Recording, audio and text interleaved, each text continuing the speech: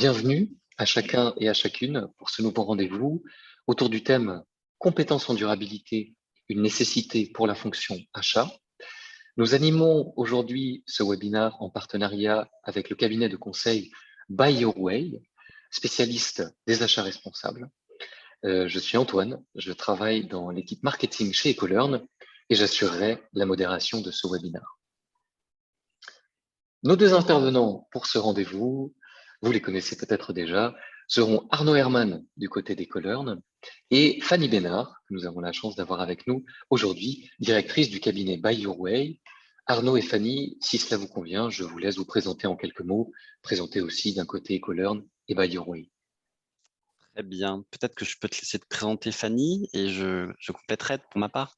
D'accord, merci Arnaud. Bonjour à toutes et à tous. Donc, en effet, je suis Fanny Bénard, je dirige le cabinet Buy Your Way. Buy Your Way, c'est un cabinet de conseil qui est dédié à l'amélioration et l'apport de responsabilité dans les processus achats et les chaînes d'approvisionnement. Donc, c'est vraiment notre cœur de métier d'accompagner les organisations dans leur ensemble, pas que les acheteurs, parce qu'il n'y a pas que les acheteurs qui font des achats, pour intégrer les enjeux de responsabilité environnementale et sociale dans leur processus, leurs pratiques, leurs stratégies.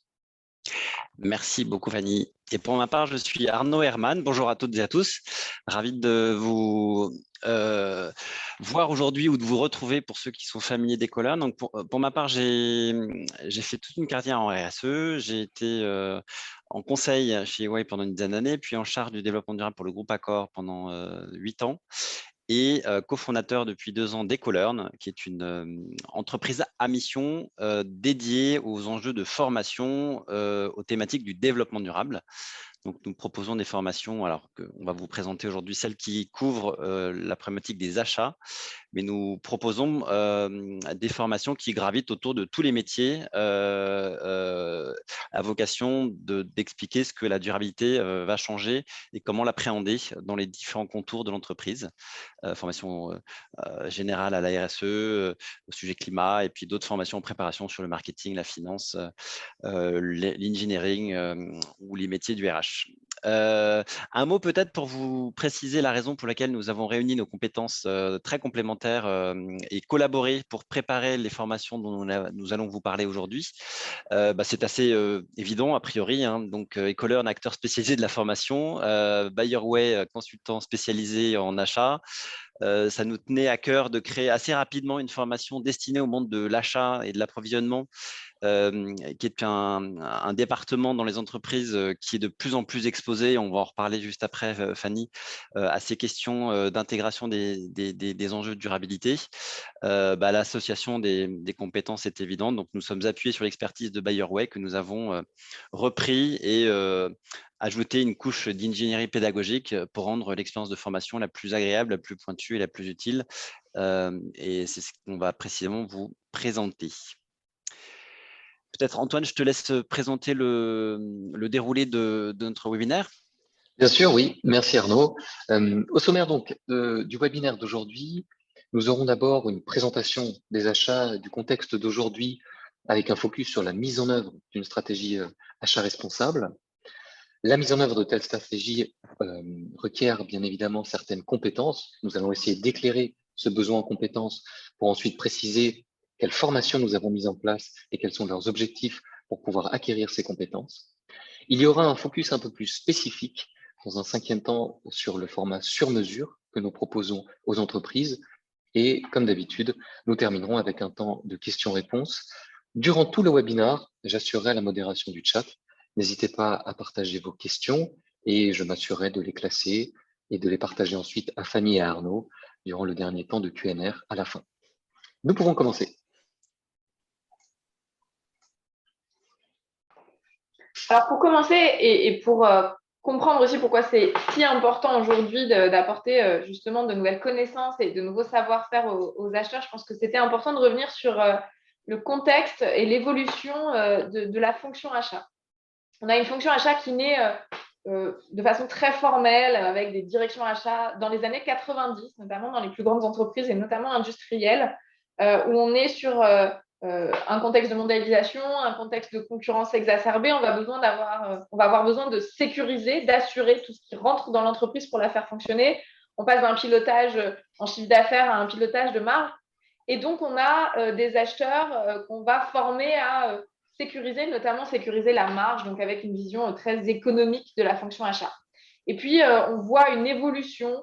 La mondialisation demande de pouvoir se sourcer ailleurs, de développer, on voit l'émergence des enjeux de qualité dans les achats, puisque oui, on va se sourcer plus loin, mais donc on a aussi une moins bonne visibilité sur ce qui se passe chez nos fournisseurs, etc. Et donc, la fonction achat évolue au début des années 2000 vers une fonction qui prend en compte ce qu'on va arriver vers 2010 avec le coût qualité-délai. En tout cas, de plus en plus de critères, on n'est pas juste à être des négociateurs de prix, mais on commence à être des interlocuteurs des fournisseurs et des interlocuteurs des directions internes.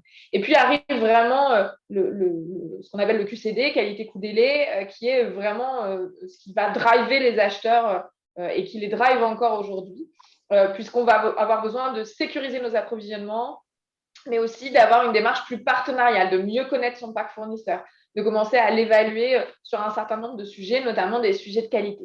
Et puis, même s'il y avait déjà eu des scandales sur des chaînes d'approvisionnement, et on pense notamment en général à Nike dans les années 90 avec ces enfants qu'on voit coudre des ballons avec des photos qui ont été publiées par des ONG, on a vraiment notamment le scandale du Rana Plaza qui fait, donc pour rappel, c'est cet immeuble qui s'effondre au Bangladesh avec plusieurs centaines de morts et qui contenait des ateliers de confection textile. Ce scandale vient vraiment secouer un certain nombre de choses et donc on va se réglementer de plus en plus sur le sujet des achats et donc avoir une prise de conscience de la responsabilité étendue des entreprises, c'est-à-dire qu'avant, on voyait vraiment la RSE comme c'est l'interne de l'entreprise.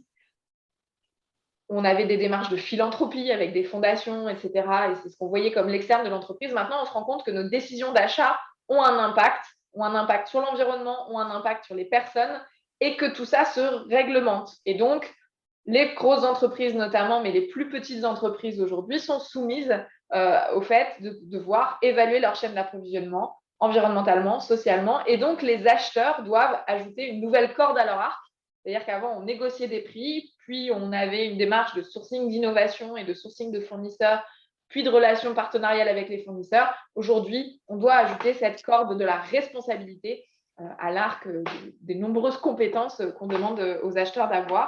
Et c'est un vrai changement de philosophie. Alors, on a encore aujourd'hui des acheteurs des années 90 qui font du cost killing, mais c'est quand même de moins en moins le cas. On le voit de moins en moins dans les entreprises et cette vision vraiment responsable, partenariale de l'achat et donc aujourd'hui maîtrise des risques environnementaux et sociaux devient de plus en plus la règle.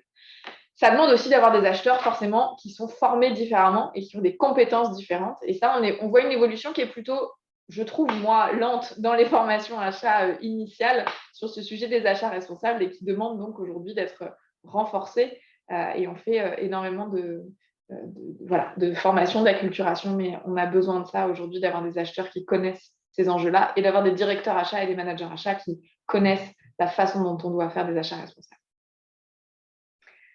Alors peut-être quels sont les contextes ou quels sont les enjeux auxquels on est de plus en plus soumis et donc à la suite, quelles sont les compétences qu'on va devoir avoir. Alors je parlais de la réglementation. On a en France la réglementation sur le devoir de vigilance qui est aujourd'hui la réglementation la plus j'ai envie de dire, élargie au monde, puisqu'elle traite des sujets environnementaux et sociaux sur tout type de catégories d'achat et de chaînes d'approvisionnement, alors qu'on avait jusque-là soit des réglementations spécifiques type minerais de conflit, historiquement depuis 2010 aux États-Unis, puis en Europe, ou sur la réglementation bois, ou alors des réglementations thématiques avec l'esclavage moderne au Royaume-Uni, mais une réglementation qui dit environnement plus social sur l'ensemble des chaînes d'approvisionnement, c'est la France, la première à avoir eu cette réglementation. Et ça arrive au niveau européen avec un premier draft de directive européenne qui a été publiée et donc des négociations sont en cours. Donc, ça se généralise sur le sujet de la réglementation. Pourquoi ça se généralise et pourquoi ça pousse? Parce que les enjeux aussi sont portés par des parties prenantes qui sont de plus en plus mobilisées, des parties prenantes qui sont les ONG, qui sont les médias historiquement, mais qui sont aussi de plus en plus les consommateurs, voire les employés des entreprises eux-mêmes. Et ça, quand on travaille sur le sujet de la RSE en général, on s'en rend compte. Mais aujourd'hui, le fait de pouvoir travailler dans une entreprise responsable et qui met en place ce type de démarche, ça devient une vraie valeur ajoutée pour la marque employeur d'une entreprise. Et notamment aux achats, les acheteurs, ils n'ont plus envie d'être des requins de post-killer aujourd'hui, ils ont envie d'être des vraies sources de responsabilité pour l'entreprise. Alors, quels enjeux je vous ai parlé du Rana Plaza. Plus récemment, on a eu le scandale des minorités ouïghours en Chine, avec justement très fortement porté au Parlement européen par un député français notamment. C'est comment je m'assure dans ma chaîne d'approvisionnement qu'il n'y a pas des minorités qui sont exploitées, qu'il n'y a pas des personnes qui travaillent en situation d'esclavage moderne. Et ça, c'est un vrai enjeu de connaissance de sa chaîne d'approvisionnement, d'évaluation de sa chaîne d'approvisionnement. On a des enjeux climatiques qui sont énormes. Là, on est en période de sécheresse en France, par exemple. Donc, on a des enjeux d'approvisionnement. Alors, on parle du blé pour les enjeux de sécheresse, mais aussi pour les enjeux de conflits, notamment en Ukraine aujourd'hui. Mais c'est un vrai sujet de l'adaptation des chaînes d'approvisionnement au changement climatique, de sécurisation par les acheteurs d'un certain nombre de matières premières, notamment agricoles, qui aujourd'hui deviennent un enjeu très, très fort. On a des enjeux de conflit. Donc là, ce que vous voyez comme image, c'est une image de mines, de minerais, qu'on appelle les minerais de conflit au Congo. Donc, ces minerais qui sont utilisés derrière dans nos ordinateurs, dans nos téléphones portables, etc., qui aujourd'hui génèrent à la fois des conditions de vie terribles, mais aussi le financement d'une junte paramilitaire. En tout cas, cette connaissance-là de qu'est-ce qui se trouve dans ma chaîne d'approvisionnement et comment je peux, ou pas parfois, mais interagir avec ma chaîne d'approvisionnement pour maîtriser les choses, c'est un enjeu. L'autre, je ne sais pas si vous vous rappelez de porte-conteneur Evergreen qui est resté bloqué dans le canal de Panama, dans le canal de Suez, pardon, et qui a donc bloqué des chaînes d'approvisionnement pendant des semaines et des semaines. On a cet enjeu de savoir d'où viennent nos produits, comment ils peuvent être acheminés, est-ce qu'on relocalise une certaine partie de nos approvisionnements? Et là, les acheteurs, dans le sourcing, dans des zones d'approvisionnement différentes et dans le fait d'être en capacité d'identifier des fournisseurs ou de faire monter en compétences et en capacité des fournisseurs dans différentes zones du globe pour pouvoir répondre à ces enjeux climatiques, mais aussi de transport, c'est un vrai enjeu. Et puis, la dernière chose que je voulais mentionner auprès de vous, c'est que tous ces enjeux-là, on parle de la Chine, on parle de l'Ukraine, on parle du Congo, on parle d'approvisionnement lointain. Ces enjeux-là, ils sont aussi sur nos territoires à nous, ils sont aussi proches de chez nous. Et ça demande de former des acheteurs, bien sûr, en matières premières, en composants, en sous-traitance, mais aussi tout ce qu'on appelle les acheteurs indirects, qui achètent des prestations, qui achètent votre matériel informatique, qui achètent tout ce qui fait fonctionner l'entreprise au quotidien. Et là, c'est l'exemple, par exemple, des femmes de chambre de l'hôtel Ibis. Mais on a eu des cas sur des sociétés de gardiennage ou des cas sur les sujets d'espaces verts ou bien évidemment sur les sujets de restauration, etc. Toutes ces personnes qui ont des conditions de travail parfois difficiles, qui sont dans des chaînes de sous-traitance parfois importantes et qu'on oublie parfois de regarder parce qu'on se dit c'est proche de chez nous, donc c'est pas très grave et il n'y a pas d'enjeu. Donc, tous ces enjeux-là ne sont pas que très lointains, ils sont aussi potentiellement assez proches de nous. Et ça demande aussi aux acheteurs qui sont peut-être moins soumis à l'image ou aux enjeux stratégiques des matières premières ou de la sous-traitance, de pouvoir aussi se regarder leur portefeuille achat, même quand on achète proche de chez soi. Donc tout ça, ça demande à ce que les acheteurs aient une vision différente et une connaissance différente de leurs enjeux et des outils qui sont mis à leur disposition pour pouvoir maîtriser ça. Et pour faire ça, on met en place des démarches achats responsables. Donc, vous verrez dans la formation, on décrit plus en longueur comment on met en place une démarche achat responsable. Mais l'idée, c'est vraiment de bien connaître qui vous êtes en matière d'achat, où vous achetez, de bien cartographier, de bien identifier vos chaînes d'approvisionnement. Et ça, on oublie en général de le faire. Pourtant, c'est la base de la norme ISO 20400, qui est la norme de recommandation sur les achats responsables. Et c'est qu'après ça qu'on peut définir les meilleurs outils et la meilleure politique pour mettre en œuvre les achats responsables. On a en général tendance à penser outils avant de penser vision et cartographie. Alors, il faut toujours commencer par la cartographie. Et la formation, elle s'insère pas uniquement à la fin, une fois qu'on a fait les démarches achats responsables structurées, elle s'insère aussi dès le début pour les personnes qui vont devoir penser ces démarches achats responsables, et notamment sur le top management, puisque sans la validation et la vision du top management, on n'arrive pas très loin, mais ça c'est sur toutes les démarches en général et d'autant plus en matière de responsabilité sociétale. Et donc la formation, elle arrive bien sûr dans les politiques achats responsables pour former les équipes de façon très large, mais elle doit aussi arriver assez tôt pour avoir les compétences nécessaires pour penser ces démarches achats responsables. Merci Fanny. Alors pour prolonger cette première introduction par Fanny et se poser la question de pourquoi la formation, parce qu'en réalité, Fanny l'a dit, la démarche d'achat responsable, elle n'est pas nouvelle, hein. Les grands groupes en France ont commencé à y travailler dès le début des années 2000, voire un peu avant. La loi sur le devoir de vigilance, qui est aujourd'hui le socle, la pierre angulaire réglementaire sur ce sujet-là, date déjà d'il y a plus de 5 ans. Et pourtant, la question de former les équipes achats prend aujourd'hui une importance, une saveur toute particulière, à tel point que ça va devenir, je pense, critique pour cette fonction. Alors, il y a plusieurs explications à cela, mais il y a véritablement un effet ciseau qui intervient aujourd'hui. D'une part, la montée en puissance de la réglementation, même si la loi est ancienne, le temps qu'elle percole, qu'elle s'immisce dans les rouages de fonctionnement des grandes organisations, parce qu'aujourd'hui, la loi sur le devoir de vigilance se focalise plutôt sur les grands groupes. Mais malgré tout, la mise en place se fait progressivement. Et il est vrai que le contexte d'actualité qu'évoquait Fanny rapidement porte une lumière assez crue sur l'importance de réfléchir différemment et de voir un nouveau regard sur la fonction achat. Et on peut commencer à se dire que adapter son métier d'acheteur et ses pratiques d'achat dans une perspective de plus forte durabilité est probablement un élément de solution. Donc, auprès des grands groupes qui avaient mis en place des démarches d'achat responsables depuis de nombreuses années, la question prend une saveur, une importance un peu différente depuis quelques mois.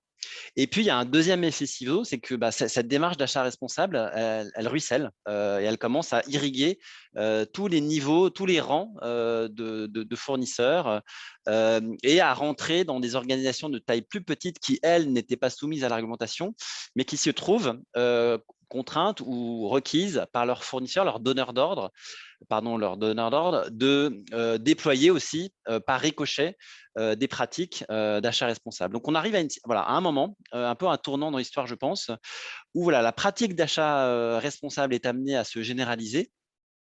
Et on voit bien qu'elle prend une importance cruciale avec des ébauches de questionnement sur une remise en question plus fondamentale de la fonction achat et de ses pratiques.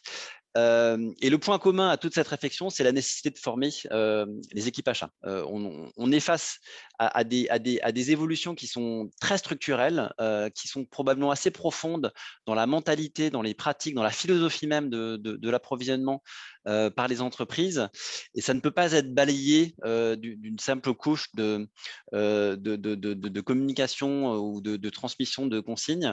Il s'agit vraiment de transformer les compétences des acheteurs, des professionnels de l'achat pour intégrer ces nouveaux enjeux, parce que, et c'est un peu ce qu'on essaye d'expliquer pendant la formation, mais il y a des outils, il y a des pratiques, il y a des contraintes, il y a un cadre réglementaire, mais il y a aussi une philosophie de la fonction achat qui va être probablement assez fortement impactée par la mise en œuvre de ces pratiques d'achat responsable. Et Fanny évoquait juste avant cet acronyme QCD, qualité, coût, délai. On sait d'ores et déjà qu'il va falloir probablement rajouter quelques lettres à cet acronyme autour de la durabilité. Et ce n'est pas juste une lettre, c'est vraiment un état d'esprit, c'est une philosophie. Et dans la relation à ces donneurs d'ordre, dans les arbitrages, dans les priorités, notamment la place du coût d'achat, vont devoir être profondément revisitées. Donc, c'est ça l'importance d'avoir une formation aujourd'hui auprès de la fonction achat. Les objectifs qu'on vise à travers la mise en place de cette formation, ils sont multiples. Je dirais que le premier, c'est d'abord d'apporter des éléments de décryptage, de compréhension. C'est-à-dire qu'on voit, il y a quand même une accélération sur les sujets relatifs au développement durable, qu'ils soient sociaux ou environnementaux d'ailleurs. Et la première des choses, c'est d'arriver à comprendre, d'arriver à analyser ce qui se passe et d'arriver à pouvoir poser quelques éléments, quelques repères dans ces transformations qui interviennent et qui sont assez rapides. Le deuxième élément, c'est de voir quelle est la place des achats, dans une stratégie et une démarche plus globale qui est celle de la mise en œuvre de la durabilité d'entreprise. Et donc, quel est le rôle à jouer pour la fonction achat par rapport à ces stratégies développement durable qui maintenant irriguent la plupart des organisations. Et puis, le dernier objectif, c'est plus opérationnel, c'est de se dire concrètement, qu'est-ce que ça change? Et donc, quels sont les leviers, les outils, les pratiques qui sont à disposition des acheteurs pour déployer et s'inscrire dans la stratégie de durabilité de l'entreprise, dans le métier même de l'achat. Donc, c'est un peu ces différents éléments qui sont abordés dans les formations à travers des modalités que je vais présenter juste après. Et donc, très clairement, ces formations que nous lançons aujourd'hui avec Fanny et Buy Your Way ont vocation à s'adresser à tous les responsables et les professionnels de la fonction achat. Alors, on pourra éventuellement, à travers les questions, aborder le périmètre précisément de la fonction achat parce qu'elle est vaste. Hein. On a aussi par effet de halo toutes les fonctions d'approvisionnement, de logistique, etc. Mais l'idée, c'est vraiment d'embrasser cette grande famille du métier de la relation à la chaîne de valeur.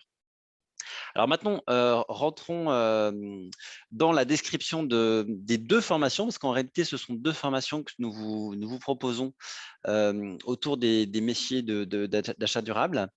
Une première formation en ligne, digitale, qui est un premier pas pour permettre à rentrer dans la compréhension des gestes responsables que j'évoquerai plus précisément, qui est prolongée. Donc, c'est une association de formation, mais qui peut être prolongée par une formation présentielle, une masterclass de 5 jours, dont là aussi je présenterai plus en détail les modalités.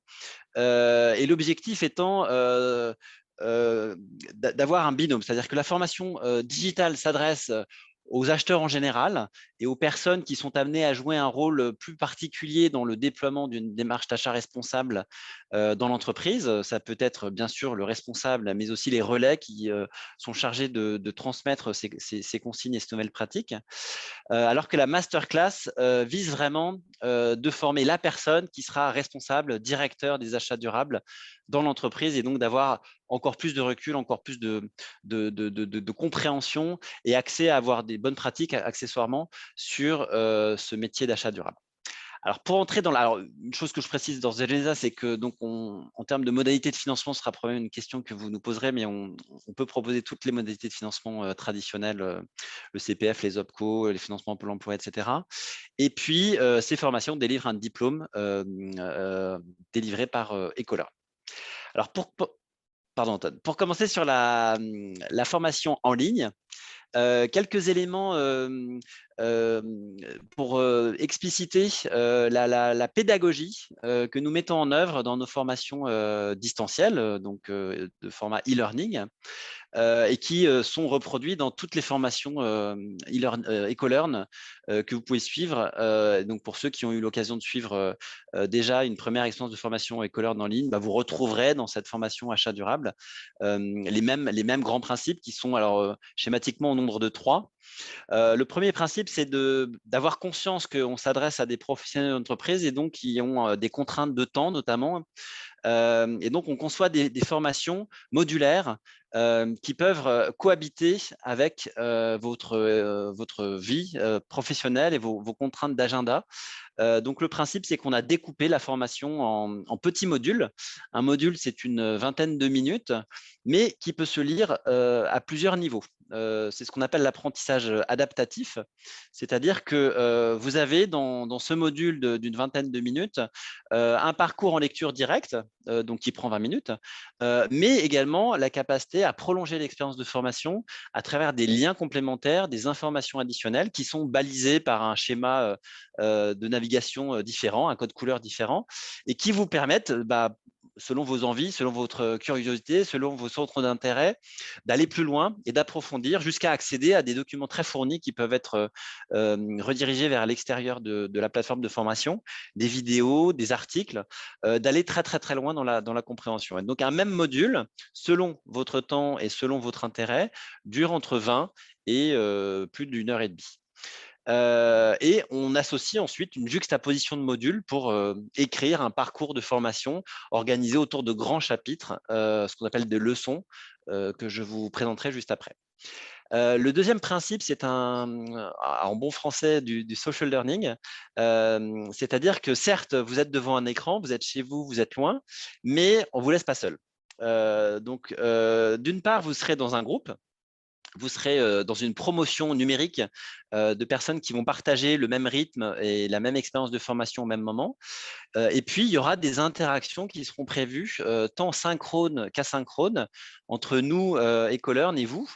Donc, vous avez déjà accès à une chatbox, une boîte de dialogue qui vous permet d'interagir à distance et de poser toutes les questions qui vous intéressent, ou de commenter et d'interagir avec les autres personnes de votre promotion numérique. Et donc, nous nous engageons à répondre assez rapidement dans les 24 heures aux questions que vous nous soulevez en asynchrone. Et puis, le parcours est cadencé avec un certain nombre de temps forts, des webinaires au lancement, intercalaires et puis à la fin, qui sont à la fois des moments de partage, mais aussi des moments de prolongation de la formation. Et on est notamment amené à apporter des éléments complémentaires, voire à participer à des animations, des jeux qui permettent de vivre la formation autrement que de façon passive devant l'écran pendant les modules. Et enfin, un dernier principe qui nous anime, c'est vraiment d'être orienté vers l'action et vers le caractère opérationnel. Alors certes, il est important d'avoir des notions conceptuelles, accès à des éléments normatifs, réglementaires, à des méthodologies, mais l'objectif, c'est vraiment de vous aider à la mise en œuvre en entreprise. Et donc, on multiplie dans ce parcours numérique un maximum d'exercices, de quiz, mais aussi des cas pratiques et également des retours d'expérience sur des bonnes pratiques que nous avons identifiées dans différents secteurs, de façon à ce qu'on dépasse l'enseignement théorique, mais qu'on aille vraiment vers la capacité à mettre en action et à vous aider, à vous doter des points de repère méthodologiques et pratiques qui vous permettront de mettre en œuvre ces différentes démarches dans votre contexte d'entreprise. Alors voilà la partie un peu conceptuelle de présentation des DigiLearn. Maintenant, si on fait un focus sur le parcours de formation en tant que tel, sur la formation en ligne, donc structurellement, elle est organisée autour de 5 grands chapitres, 5 leçons qui sont chacun subdivisés en 5 modules. Donc, si vous avez fait le calcul, vous arrivez à 25 modules. Notre recommandation, c'est de suivre à peu près un module par semaine ou 2 modules par semaine.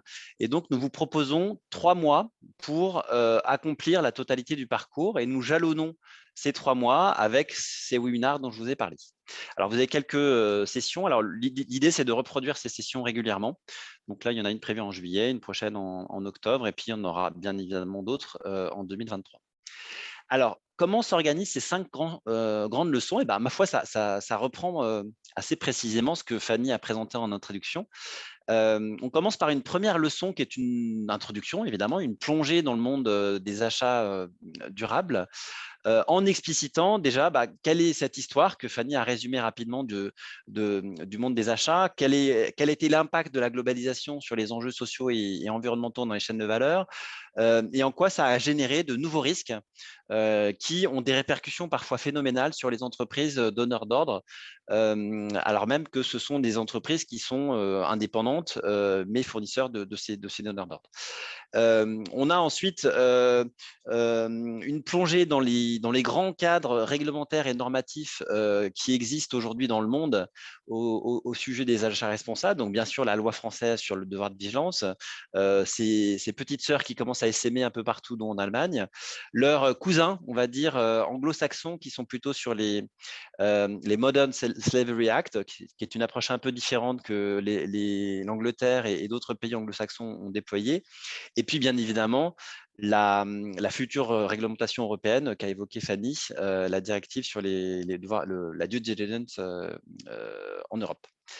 Et on termine cette première leçon par un exercice pratique sur l'empreinte carbone. Et donc, vous êtes guidé à travers un cas d'application pour accéder au grand concept de la mesure de l'empreinte carbone dans une chaîne de valeur, et avec voilà, les repères méthodologiques sur comment obtenir l'information, comment l'extrapoler, comment lire le résultat d'une empreinte carbone.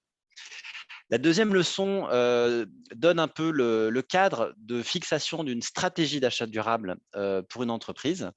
En partant déjà en voyant comment cette stratégie d'achat durable se raccroche à la stratégie de développement durable de l'entreprise, quel est le lien et quelle est l'importance de la fonction achat dans la mise en place de la durabilité dans l'entreprise. Qu'est-ce que ça change pour le métier d'acheteur?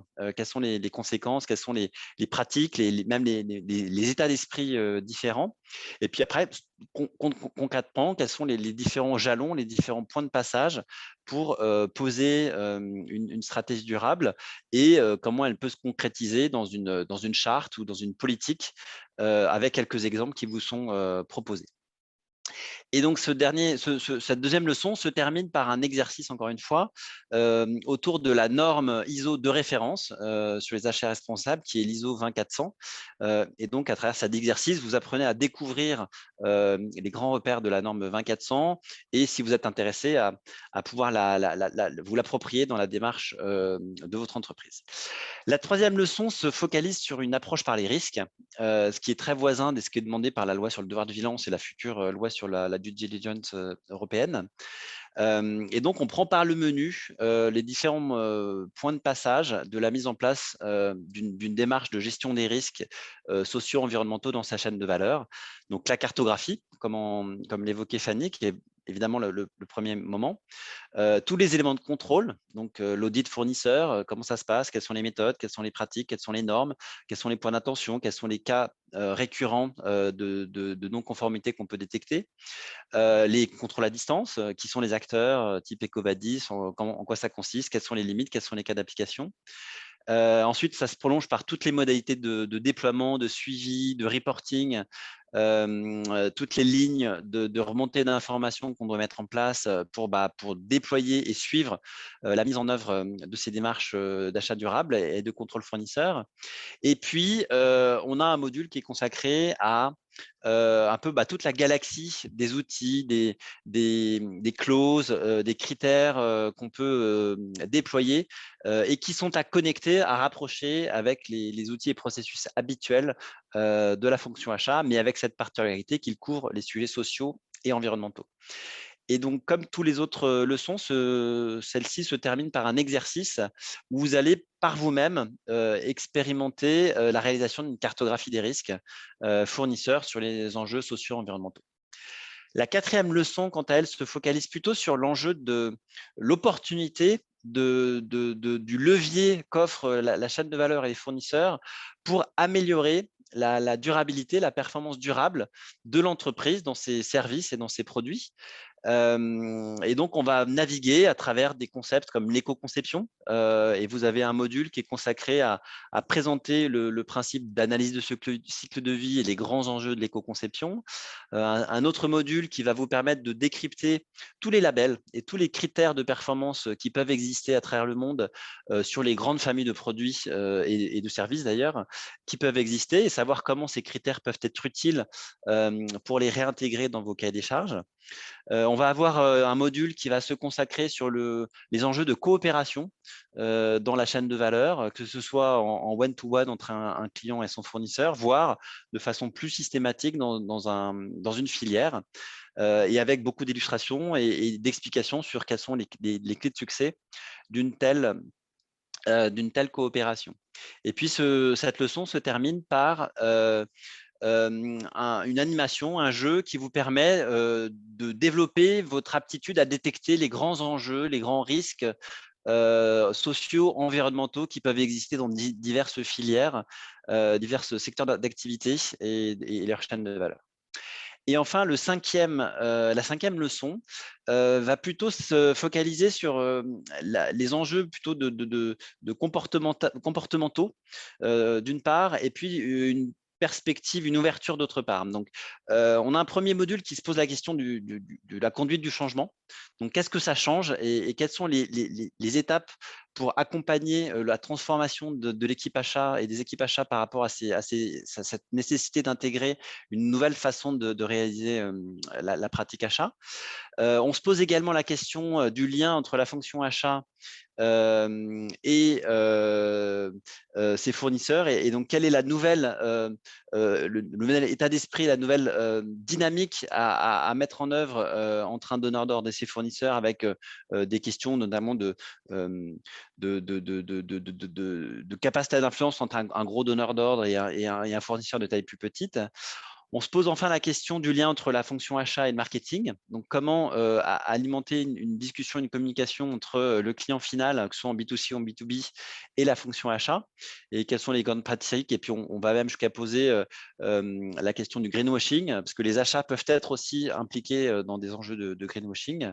Et puis, on a un module qui conclut cette leçon sur quelques réflexions de prospective sur les évolutions attendues dans la chaîne de valeur. Est-ce qu'on peut attendre dans le métier achat autour de ces enjeux de durabilité avant de terminer ce parcours de formation par un cas d'application finale où on va vous demander de challenger et de porter un regard critique sur une pratique et une stratégie d'achat responsable mise en œuvre par une entreprise. Alors voilà le programme. Et si vous avez des questions, on prendra le temps d'y répondre par la suite. Donc là, je vous ai fait l'appréhension de la formation en ligne. Et puis, on a donc cette formation présentielle qui, encore une fois, complète la formation en ligne pour les personnes qui veulent aller encore plus loin et aller plutôt dans la perspective de devenir responsable de la mise en œuvre et de la programmation des achats durables dans leur entreprise. Alors, un mot encore une fois sur la pédagogie des masterclass. En réalité, c'est une pédagogie qu'on reproduit à travers tous les parcours de formation présentielle que EcoLearn anime. Et pour ceux d'entre vous qui connaissent la masterclass 21, en fait, on a reproduit la recette qui marche très, très bien dans cette masterclass qui, elle, s'adresse aux futurs directeurs développement durable. Mais l'idée, c'est de partir du… Alors, bien sûr, il y a un enjeu de transmission d'informations conceptuelles, théoriques, dont on estime que le travail est réalisé à travers la formation en ligne. Et l'objectif de ces journées présentielles additionnelles, c'est de multiplier l'accès à des expériences, à des experts, à des bonnes pratiques pour vous nourrir et vous donner encore davantage d'accès à la réalité opérationnelle dans l'entreprise.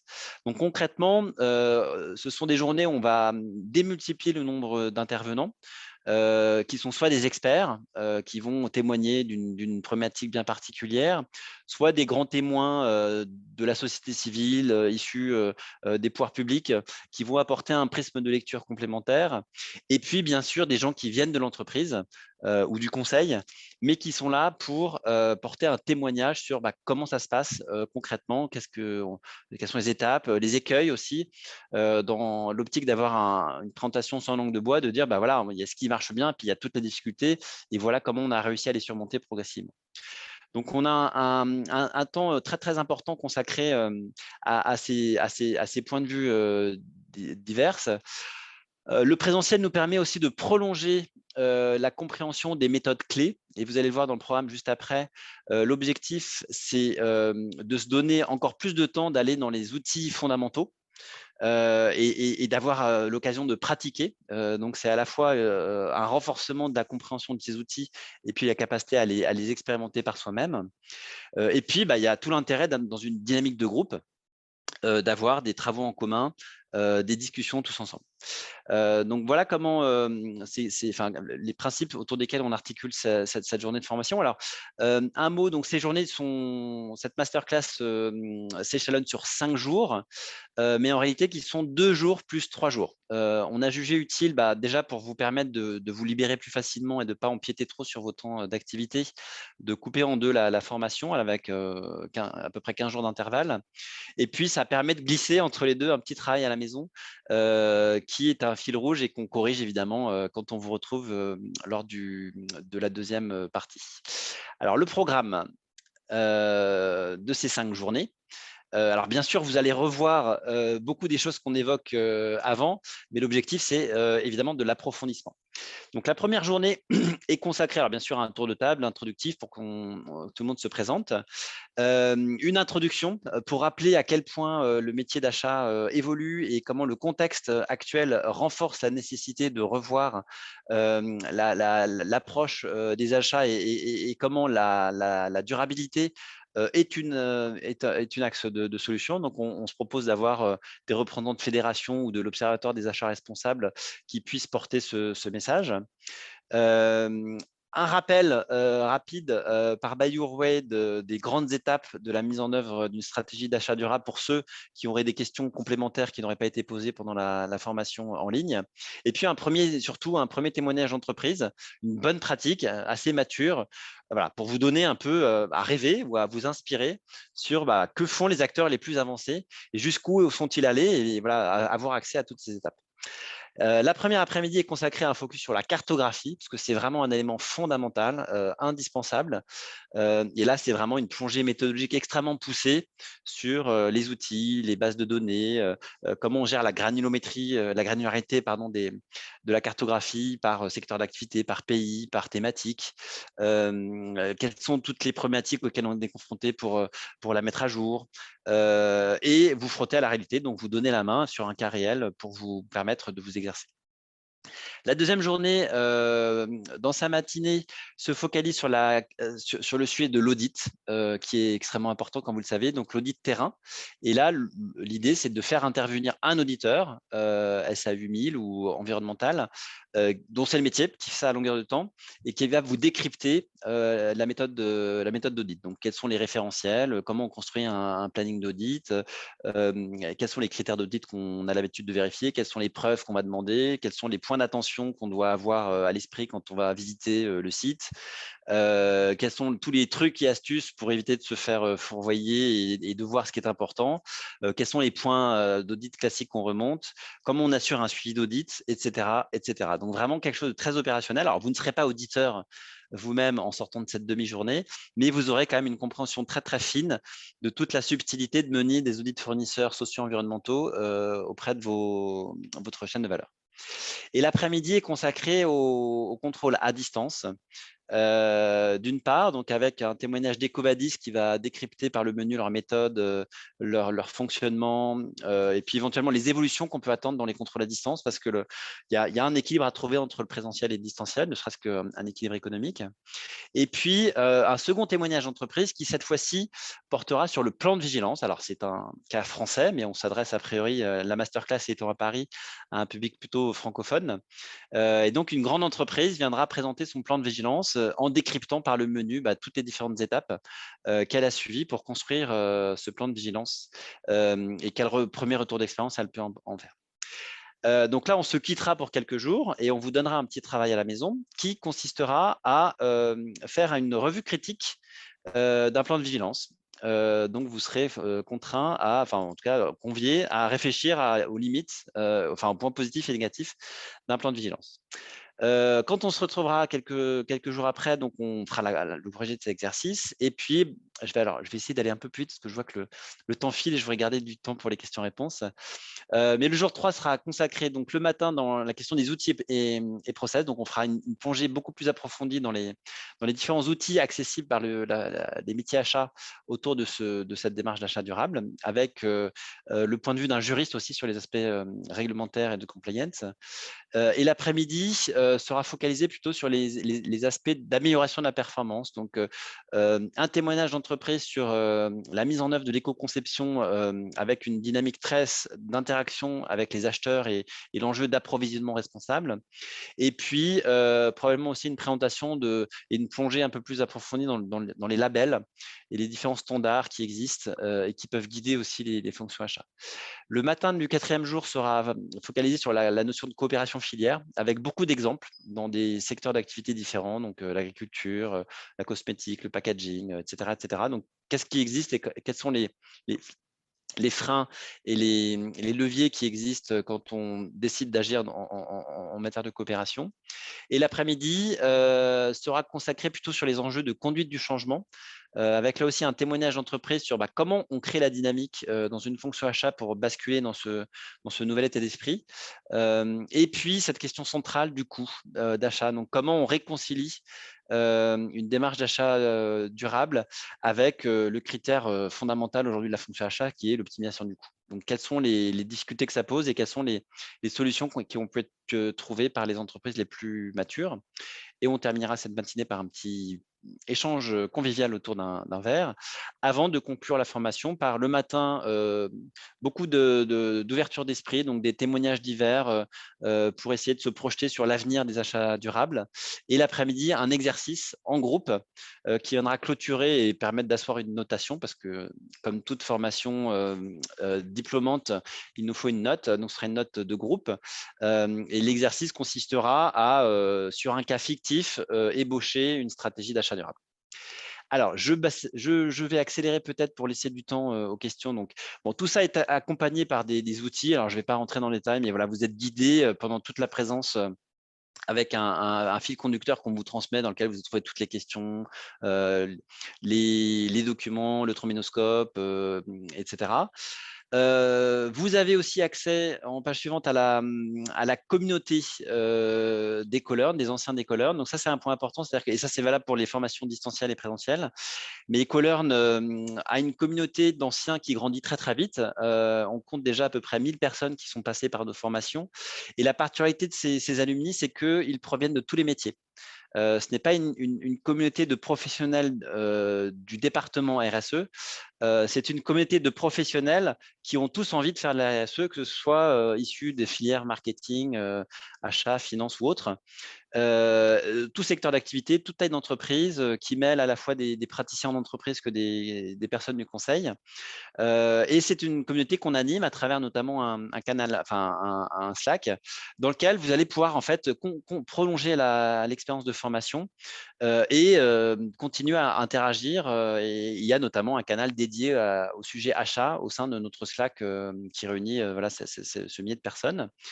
Et vous êtes aussi membre de droit, j'allais dire, de la communauté MR21, qui est une communauté partenaire de Ecolearn, qui voilà, vous apporte un réseau complémentaire d'acteurs qui sont tous mobilisés par l'enjeu de transformation de l'entreprise autour des enjeux de développement durable.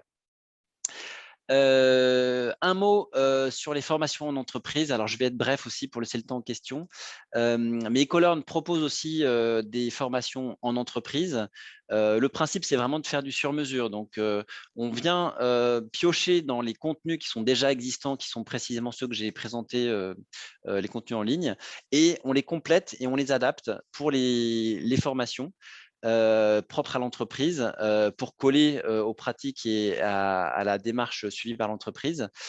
Et on vient y caler également des méthodologies d'animation spécifiques de façon à avoir quelque chose qui puisse présenter voilà, une vraie interaction.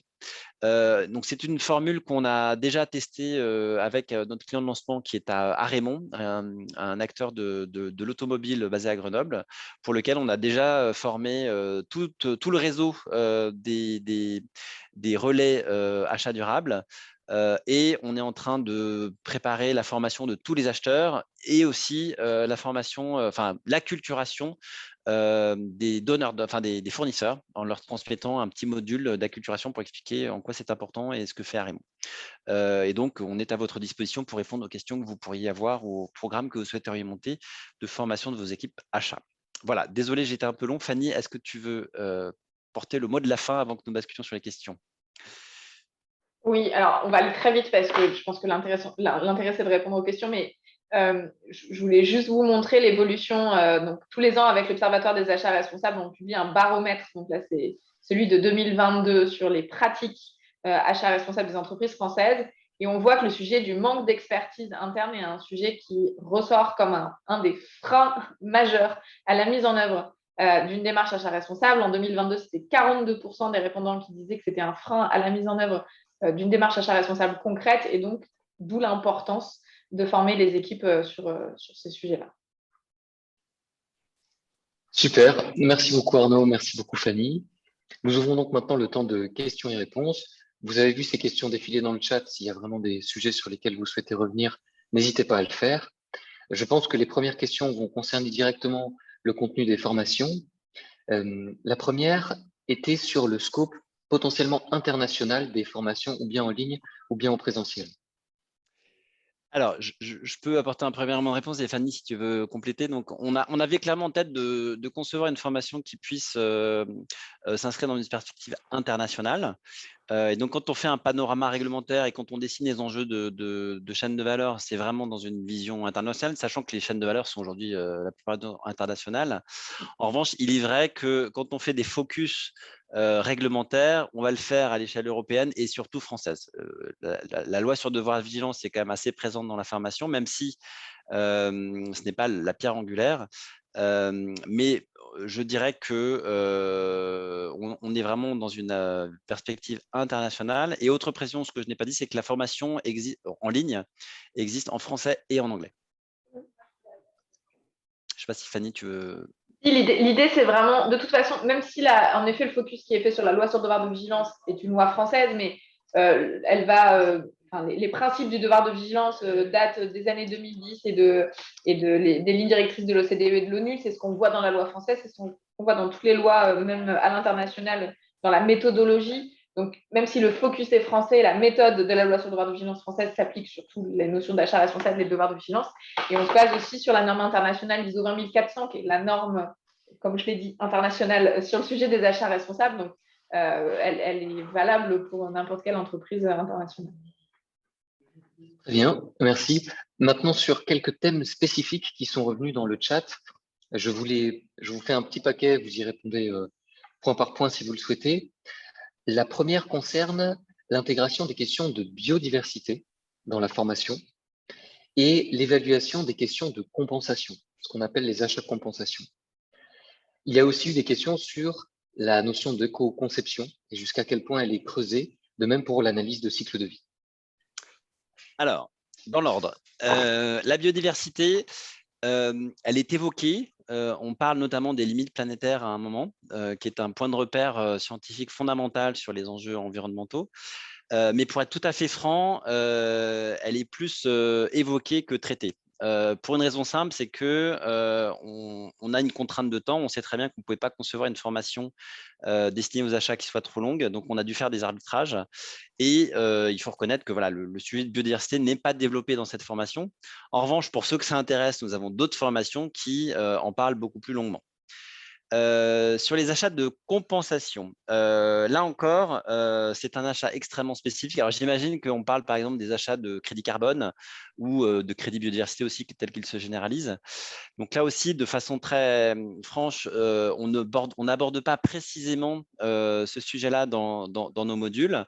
Il se trouve qu'on a une formation dédiée totalement au climat qui a été lancée en parallèle, qui, elle, aborde en précision et en détail tout l'enjeu de compensation et toutes les mécaniques et les méthodes de mise en œuvre d'une stratégie de compensation avec les enjeux d'achat que ça peut représenter.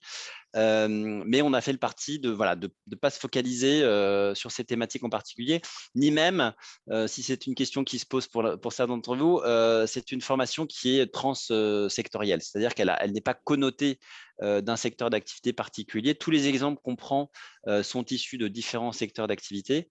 En revanche, dans le cadre d'une formation en entreprise, on prendra évidemment le temps de teinter des enjeux sectoriels beaucoup plus pour que ça colle à vos préoccupations. Enfin, il y avait des questions sur l'ACV et l'éco-conception. Donc là, pour le coup, c'est traité. C'est un module sur les 25. Donc, ça vous donne l'importance relative. Donc, ce qui est important, hein, on a quand même… et c'est un module assez lourd hein, parce qu'il y a beaucoup de choses à en dire. Donc, voilà, vous ne sortirez pas de cette formation en étant capable de faire une ACV, en étant un expert éco-conception. Néanmoins, en matière d'ACV, on vous dessine la méthode telle qu'elle est encadrée par l'ISO. On vous donne accès un peu à la logique. On donne surtout en fil rouge un exemple. Je crois que c'est un t-shirt en disant bah voilà, comment on construit la CV d'un t-shirt, quels sont les résultats, comment on interprète les résultats. Et on rebondit sur cette ACV, sur les grands principes d'éco-conception. Donc là encore, on navigue autour de la roue d'éco-conception sur les grands axes et leviers disponibles pour optimiser la performance environnementale d'un produit, en tirant toujours le fil rouge de ce t-shirt pour vous interpeller sur les différents leviers existants. Donc, c'est une acculturation. Vous avez quand même accès à des choses assez détaillées, mais en aucun cas, c'est une formation dédiée. Là encore, nous sommes en train de concevoir des formations spécifiquement pour devenir des ACVistes ou des éco-concepteurs. Fanny, tu voulais peut-être prolonger. Oui, alors, en fait, c'est des questions assez techniques, entre guillemets, et enfin, sur des outils assez techniques. La formation, quand on l'a rappelé sur les cibles, elle est aussi destinée à des personnes qui vont être notamment la formation en ligne, et après on pourra creuser sur la formation en présentiel avec les masterclass, etc. Mais sur la formation en ligne, l'idée, c'est quand même de pouvoir faire monter en compétences, notamment des équipes achats, qui ne seront jamais des bureaux d'études qui feront des ACV ou des personnes qui vont rentrer dans la technicité de certains des outils. Ça ne veut pas dire qu'il ne faut pas qu'ils les connaissent. Ça veut dire qu'il y a quand même un maillage à faire entre les directions RSE qui doivent, elles, monter en expertise sur des sujets techniques et être de moins en moins généralistes et de plus en plus vraiment expertes des sujets, et les directions achats pour pouvoir mailler et utiliser les expertises des uns et des autres au cœur d'une démarche achat responsable. Donc, l'idée, ce n'est pas forcément en un module, en plus dans un temps limité, en une formation dans un temps limité, de faire des acheteurs, des experts de la CV ou des experts de l'éco-conception ou des experts de la compensation carbone, mais vraiment qu'ils puissent avoir toutes ces cordes-là ou toutes ces cartes-là en main, les comprendre pour pouvoir derrière utiliser aussi des outils qui seront travaillés avec les experts, avec les directions RSE, avec les bureaux d'études, etc., etc. Donc, l'idée, c'est vraiment de pouvoir permettre d'avoir ce panorama de tous les outils achats responsables qui sont nombreux pour les équipes, pour derrière pouvoir mettre en place ces démarches et aller chercher de l'expertise, comme le disait Arnaud, dans des formations plus spécifiques sur des sujets techniques. Très bien, merci. Je vois que l'heure tourne, peut-être encore une ou deux questions.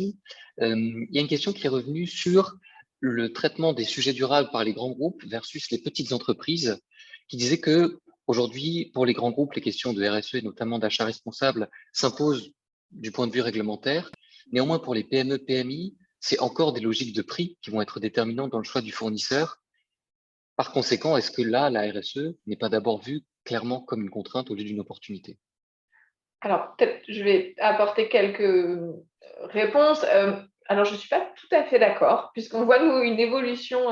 Alors, forcément, la réglementation, puisqu'elle s'applique aux grandes entreprises, elles vont les cascader, comme le disait Arnaud, sur leur chaîne d'approvisionnement, et donc elles vont toucher, au bout d'un moment, les TPE, PME. Et nous, chez Buy Your Way, on le voit avec l'évolution de nos portefeuilles clients, qui étaient quand même très grands comptes, très grosses entreprises initialement, et de plus en plus, en proportion, on a des ETI et même des TPE, PME. On accompagne des entreprises d'une dizaine de personnes aujourd'hui sur ce sujet des achats responsables. Et ce qui est intéressant, c'est que chez les toutes petites entreprises et les PME, la vocation partenariale et responsable est beaucoup plus forte que ce qu'on travaille avec les directions achats. La volonté de travailler avec des fournisseurs du tissu local, la volonté de travailler avec des fournisseurs qui mettent en place des innovations environnementales, elle est assez facilement comprise en fait par les dirigeants de TPE, PME. Et donc, je trouve que le côté contrainte est beaucoup plus vite surpassé par ces TPE, PME que par les grands comptes, enfin les grandes entreprises, notamment avec le devoir de vigilance. Le sujet est devenu très juridique et donc très pris en main aussi par les directions compliance avec une évolution des démarches. Donc, le sujet prix est abordé, sera abordé de coût, est abordé dans les masterclass, mais on travaille sur le coût total, on travaille sur la sécurisation et aujourd'hui, on voit de telles difficultés d'approvisionnement dans les chaînes d'approvisionnement actuelles au regard des enjeux climatiques, des enjeux sociaux et des enjeux de conflit de plus en plus, qu'en fait, la sécurisation, juste le fait de pouvoir avoir son fournisseur et sa matière, devient un vrai enjeu et le fait de pouvoir bien connaître ces chaînes d'approvisionnement et d'être partenaire avec ses fournisseurs devient un enjeu beaucoup plus fort presque que le fait d'acheter à un certain prix ou d'acheter moins cher. Donc, il y a une vraie évolution, que ce soit chez les grandes entreprises ou chez les plus petites, qui n'est pas uniquement sur la contrainte, mais vraiment sur le fait de saisir des opportunités et notamment des opportunités de performance. Achat pur et pas uniquement achat responsable. Merci pour la réponse, Fanny. Arnaud, est-ce que tu voulais ajouter quelque chose? Non, je risque de paraphraser ce qu'a répondu brillamment Fanny, donc je lui laisse la réponse. Ok, super. Écoutez, l'heure tourne, nous sommes arrivés au terme de l'heure de webinaire. Je me permets, juste avant de finir, de vous annoncer les prochains événements à venir côté Ecolearn.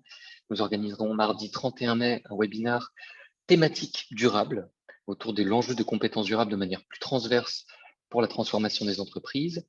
Et nous vous proposons mardi 7 juin de la présentation d'un nouveau parcours qui est une mise à jour tous les 6 mois des compétences que nous avons appelées celles de CSO, Chief Sustainability Officer, qui est une mise à jour approfondie pour rester au contact de ces sujets éminemment en évolution de la durabilité. Merci encore pour votre participation. Voici les contacts du côté de Buy Your Way et du côté d'EcoLearn, si vous avez des questions sur les formations ou sur tout autre sujet qui pourrait concerner vos entreprises. Merci encore de nous avoir suivis. Merci à Arnaud et Fanny pour leur participation et leurs interventions. Je le précisais en début de webinaire, vous recevrez bien sûr par mail le replay et les slides. Et il me reste à vous souhaiter une très bonne fin de journée. Merci à tous. Merci.